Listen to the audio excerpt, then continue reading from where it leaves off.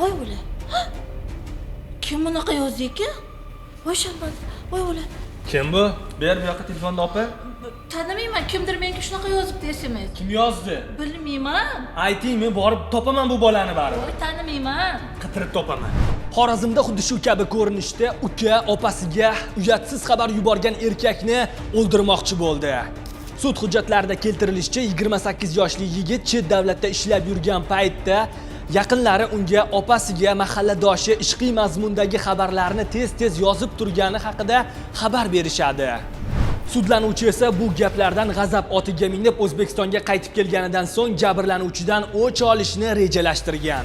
Jinoyat ishlari bo'yicha Yangiariq tuman sudining hukmi bilan sudlanuvchi Jinoyat kodeksining 25 orqali 97-moddasi 1-qismida nazarda tutilgan jinoyatni sodir qilganlikda aybli deb topilgan hamda Jinoyat kodeksining 57-moddasi qo'llanilib, unga 7 yil muddatga ozodlikdan mahrum qilish jazosi tayinlangan.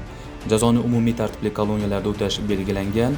Shuningdek, sud hukmida jabrlanuvchi sudlanuvchini kechirganligi hamda unga nisbatan hech qanday da'vosi yo'qligi inobatga olingan.